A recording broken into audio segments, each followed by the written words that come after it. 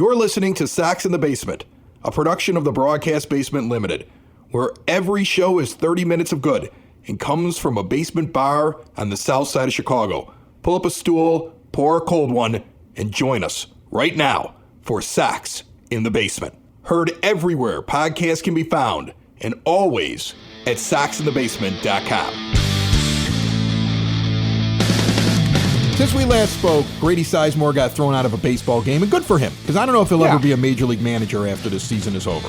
I would put Grady in the minors, and I would give him an opportunity to start to figure things out, and maybe that's where his career is, and maybe down the line he does it again. But, you know, he had to be sitting there thinking to himself, I may never get a chance to do this again. Great gum throw. If you haven't seen the video, comes out, tosses the gum out of his mouth. He comes storming up. When you see the John Boy breakdown of the lip reading, though, I bet you he wishes he could have it back, because he didn't really win the argument. I would have liked to have seen him just eviscerate that umpire. That said, it was that moment that finally had the pot boil over with me and John Schriffen. Like, there's been some dumb things that have come out of that guy's mouth. There's been terrible coverage of events. There's been the way that they finally break that streak and he's screaming like they won the World Series. He doesn't seem to have a very good grasp of the rules of baseball or the flow of the game, and he's lucky that Steve Stone sits there and helps him out. He was clearly hired as a PR representative of the team to be rah-rah in the face of all bad. He's in the middle of a rough stretch. I don't know if you heard that quote the other day, how they're just in a rough stretch. And it's like, how long do you define a stretch as? Because it's been this season and maybe last season as well. A rough stretch. They're always running into the teams at the wrong time. Some people might define a rough stretch as since your last championship 20 years ago. All of that stuff is annoying. But during the Sizemore thing, it finally hit me why I don't like him. Because as he's yelling, not describing what's going on, yelling, it hit me. The thing that he's doing, which I will admit that I've done before as a young broadcaster. I want to tell you this story.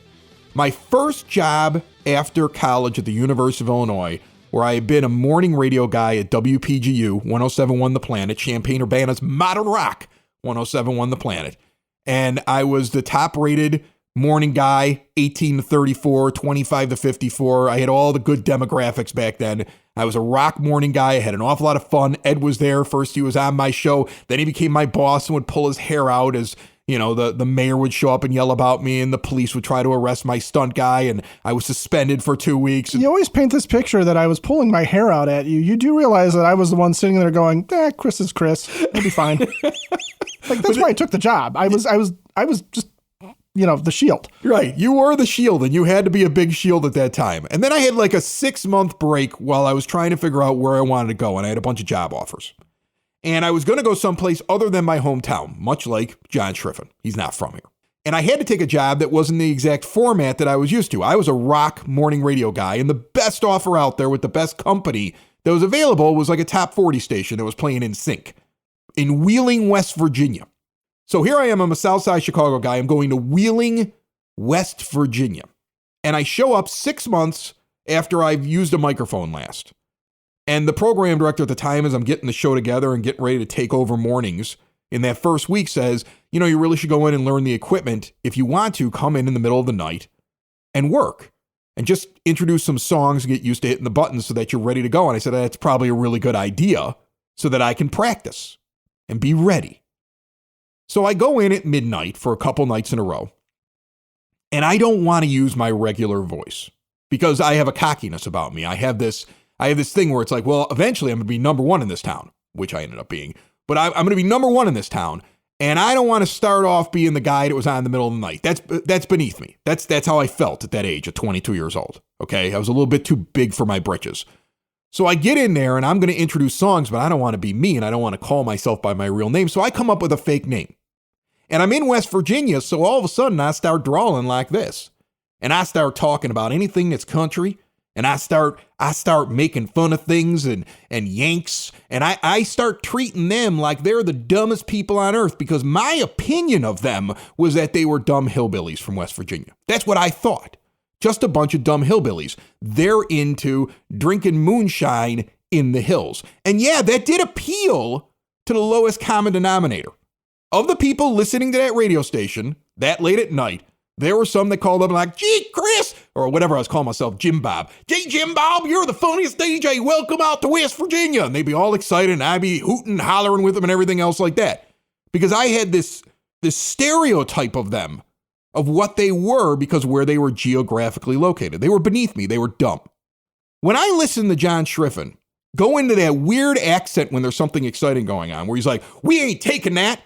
That's not what we do down here on the South Side. And he starts like doing that accent that isn't real. It's the same thing. Now, I was 22 and I was wrong. And I learned as I got older that that's not how you treat people. And that's the wrong way to address an audience. He hasn't figured that out yet. What I decided is the thing that bothers me the most about him is his opinion of Southsiders, that you're a bunch of mushmouths who want to go fight. So when something exciting happens, he starts shouting because he thinks you'll get behind him. And he appeals to the lowest common denominator because you're a bunch of dumb Southside Chicagoans in the middle of the Midwest. And this is what you are, and this is what you'll fall for. It hit me when I was watching that Grady Sizemore ejection, the way he was hooting and hollering during it.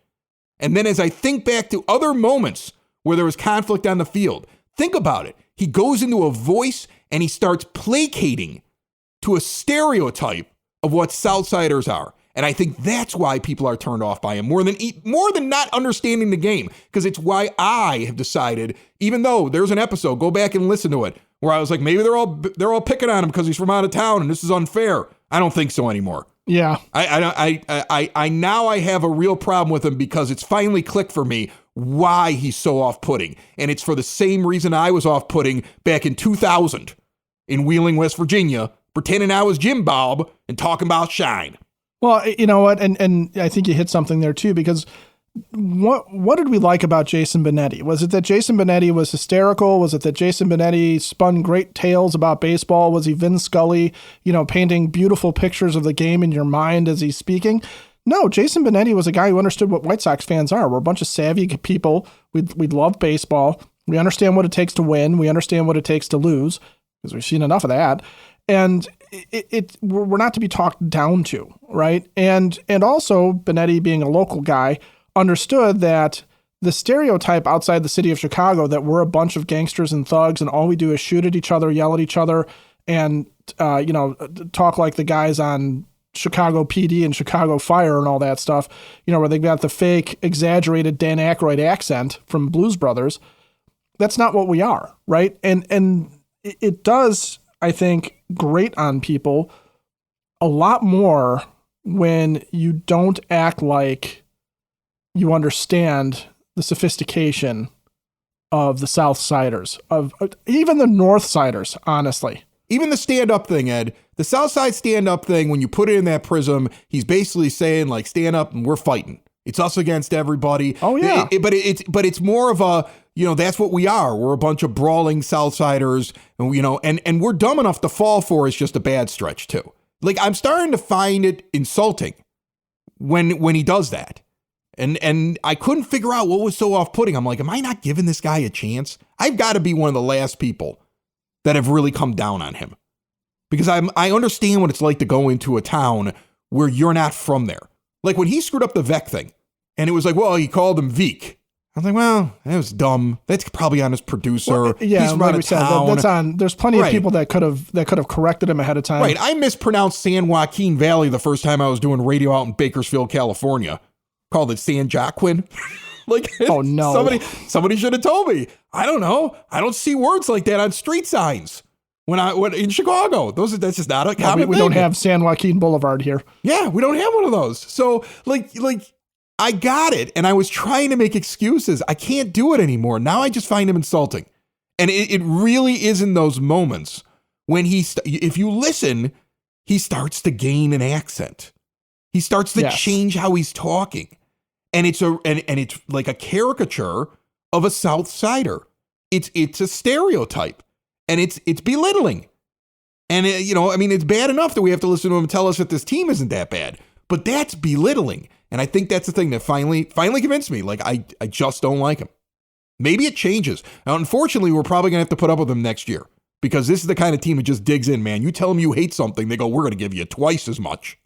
Easily. We're going to put him everywhere, and he's going to ramp up the style that he's doing. That's how they react. They hate people that tell them they don't like what they're doing, so they're going to double down on it.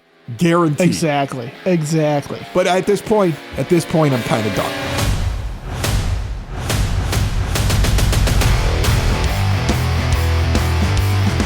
Sox in the Basement listeners, if you're looking for new exterior windows, doors, patio doors, and storm doors, look no further than Window and Door Superstore of Oak Forest. They're not traveling salespeople like our play-by-play guy. No, they've been in Oak Forest since 1985, doing it this way for over 40 years with no high-pressure sales. Not in your kitchen, hanging out in your living room. You come to their showroom. Instead of looking at pictures in a book or little dingy example windows, see everything, every add-on right there in person. Owner in the showroom and on site with their own workers. They don't farm out the work at Window and Door Superstore of Oak Forest with all major brands custom made and no stock items for a perfect fit.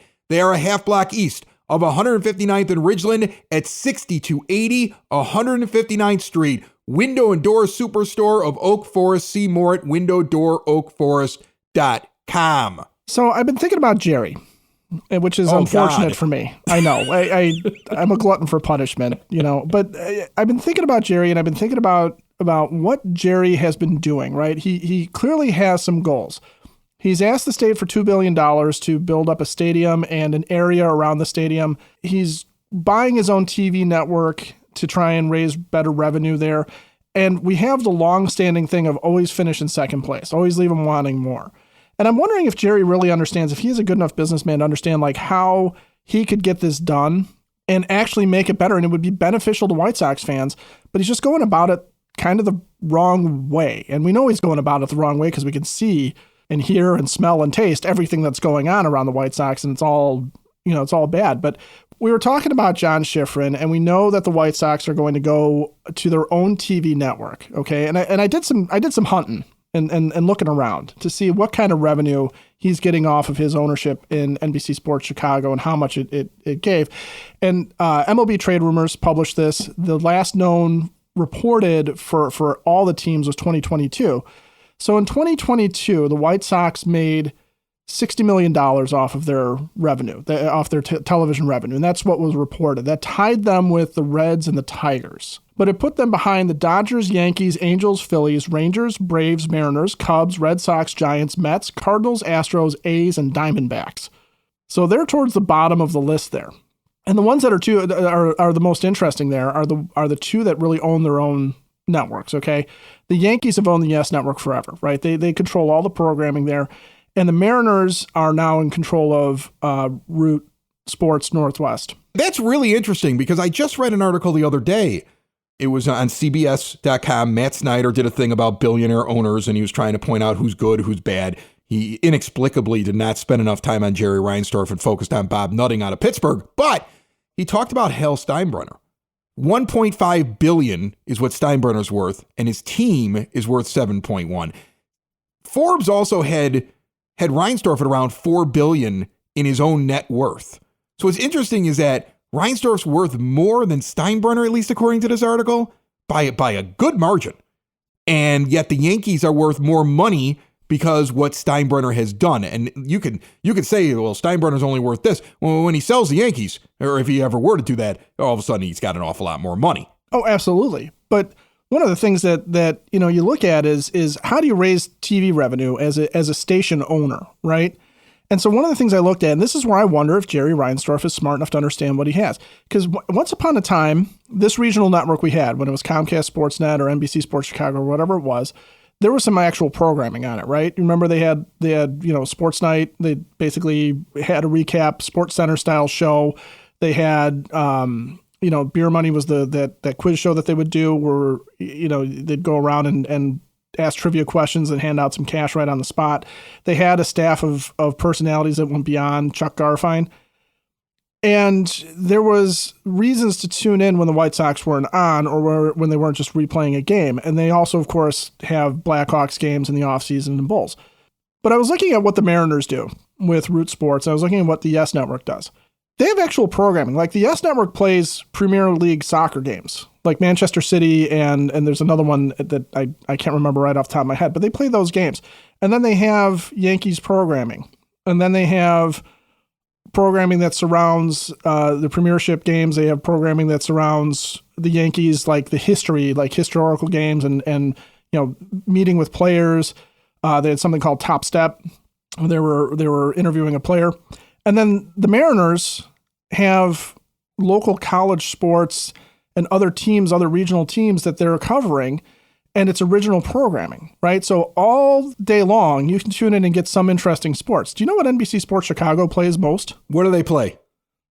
Paid programming. It's stupid. They're not. Yeah. Here's the thing. They're not programming what they should be programming. Look at what Marquee is doing. And I only know about this because I got a kid that goes to Brother Rice High School on the South Side. Right. Marquee is airing Brother Rice Marist, which is the Battle of Pulaski, on the Marquee There network. you go. And that's something that Jerry Reinsdorf should have on his network if he were really programming something. I mean, he owns the majority stakeholder in that, and he's going to own the majority stakeholder in anything else that he's creating here, right? So that's something he's really missing out on, because I talked about stereotypes of Southsiders. Here's one that's true.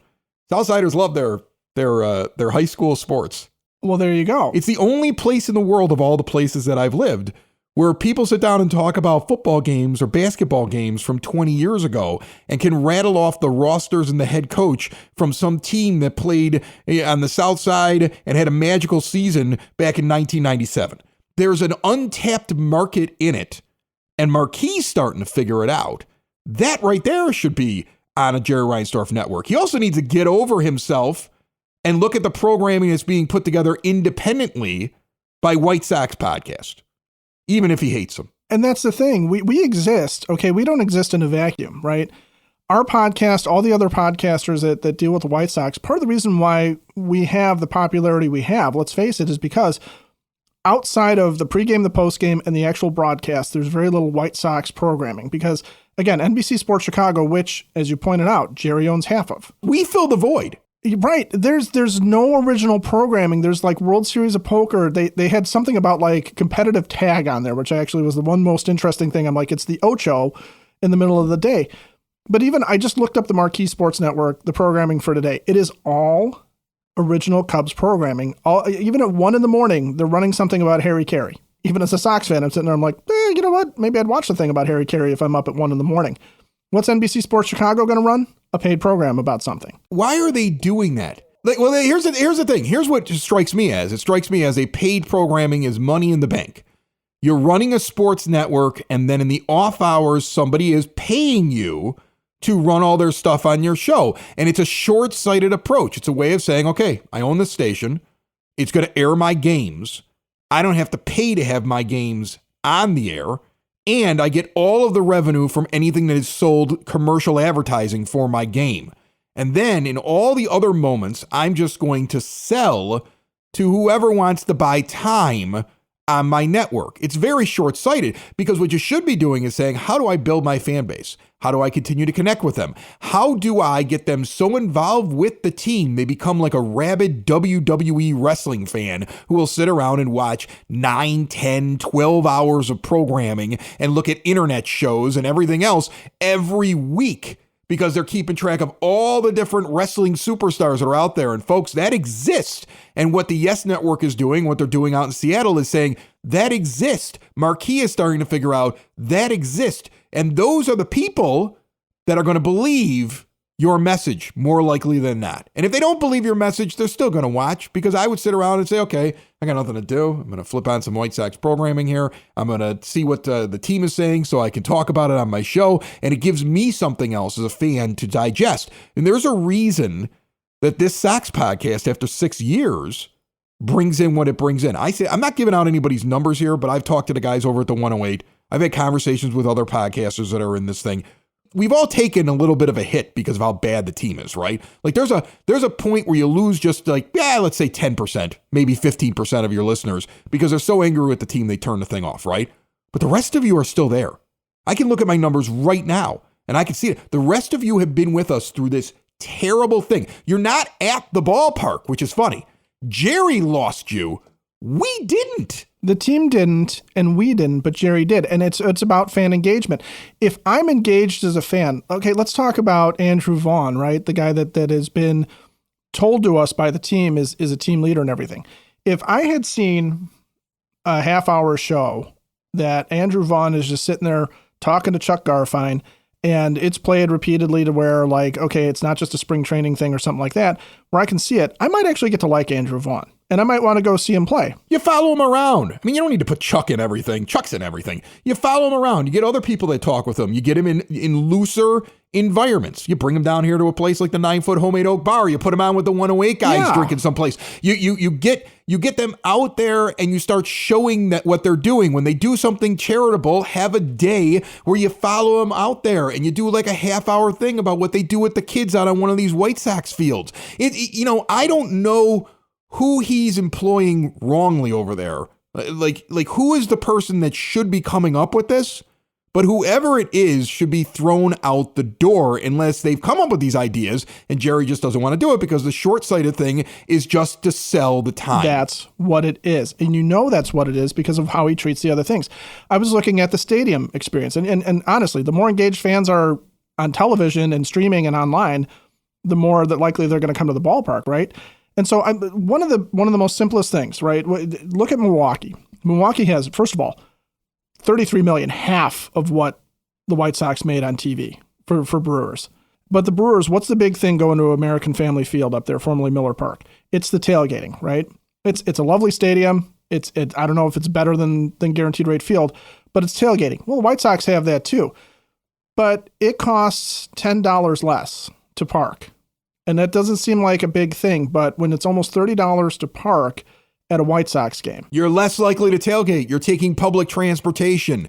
You're taking away the personality of it. Let me tell you this real quick story. This is a true story, happened this week. My sister has a foreign exchange student coming in from Italy. Her son will then be going to Italy in the back half of the year, high school kids. And they're trying to find American things from the do. Like my sister's like, I'm thinking about taking him to Costco so we can just look at how ridiculous we are.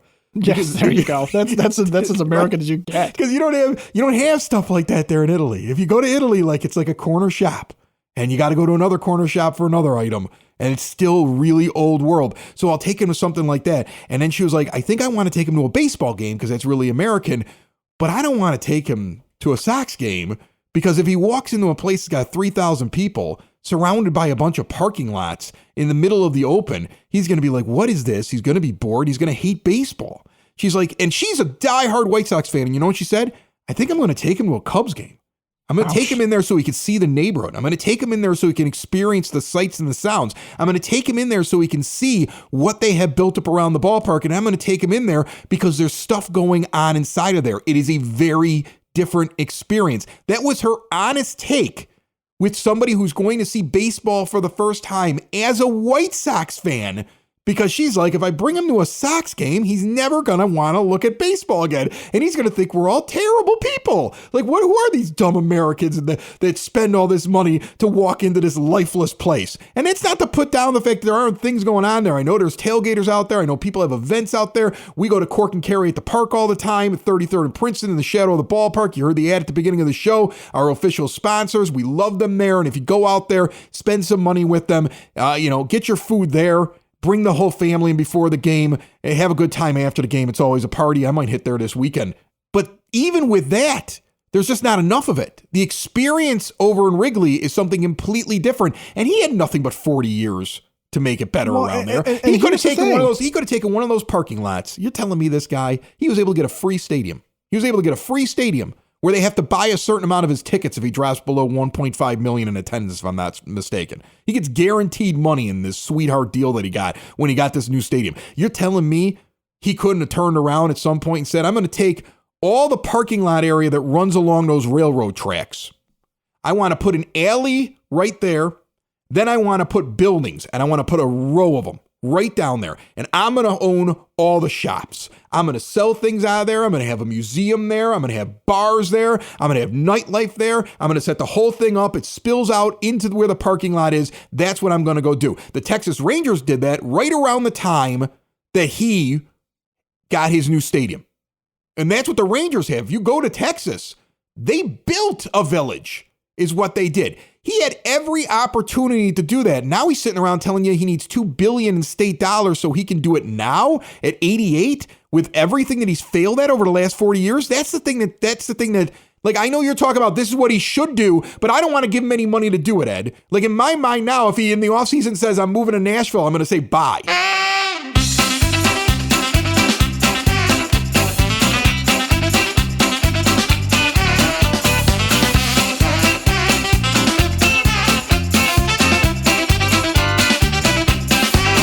On the phone with me right now, a guy who has not given up. He's just hanging in there all the way until the bitter end, putting all those amazing tidbits and trivia nuggets up on the scoreboard at the rate. The Sox nerd, Dave Marin, is here, and he's brought to you, as always, by the Village of Lamont. Want to experience a downtown with real history, great eats and drinks, and green spaces filled with adventure?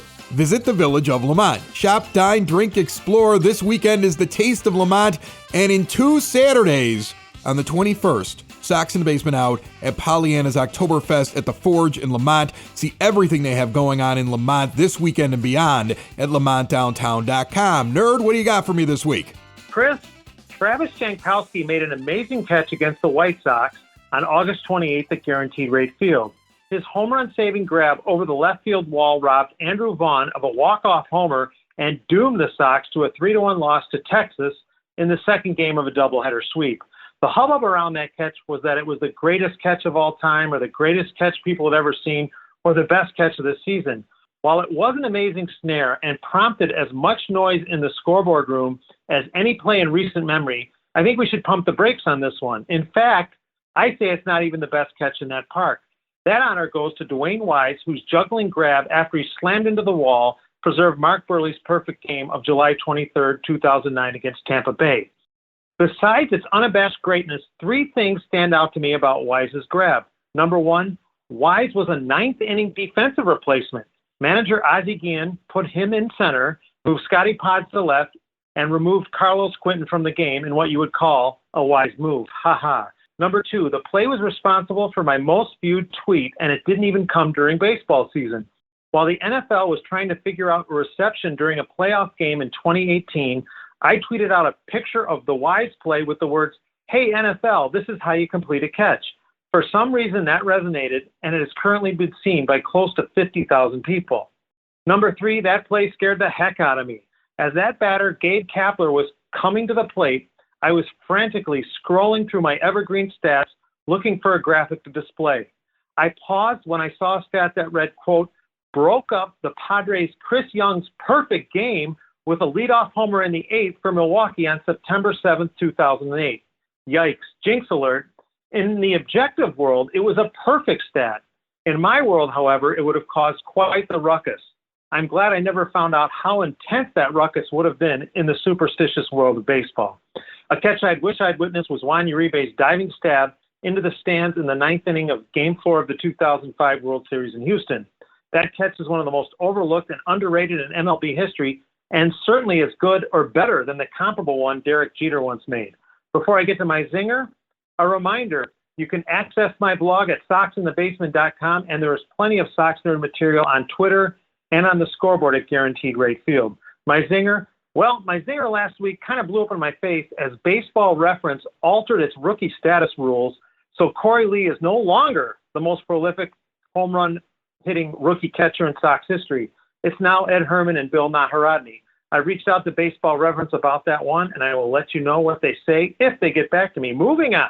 When Dominic Fletcher went deep on Wednesday in Baltimore, he became the first player measuring 5'6" to homer for the Sox since Walt No-Neck Williams cleared the fence on July 12, 1972. No player shorter than 5'6" has ever homered for the Sox. If you are wondering, Harry Chappis, the Sox most famous shorty, was 5'7". That's it, Chris. More than you probably wanted to know about Jankowski, Wise, Kapler, Uribe, and short guys. The Kapler stat was incredible. I can't believe that you found that right before you almost hit a home run. And yes, Juan Uribe's catch was much better than Derek Jeter's. I agree with you. And that when I saw that Kapler stat, I got really scared. And luckily, I didn't put it up on the board, or I might not have been talking to you today.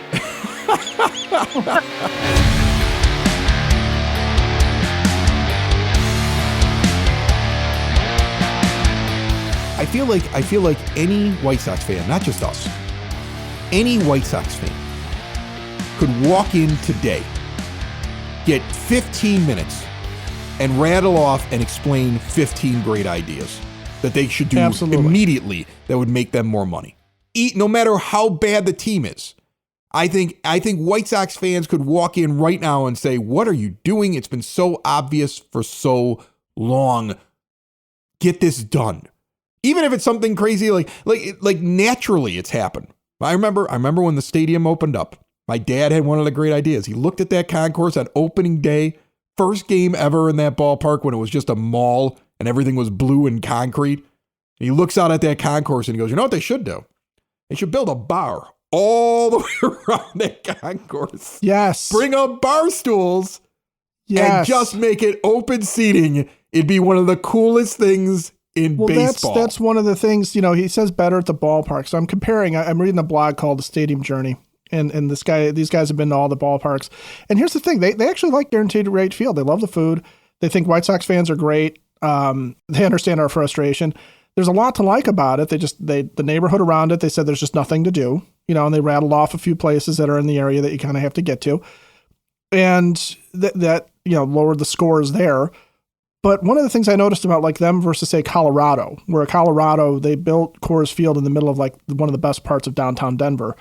You're not going to be able to do that with the White Sox. But one of the things that they did, for example, is they've got this whole party level that anybody with any ticket can get to, right? It's first come, first serve.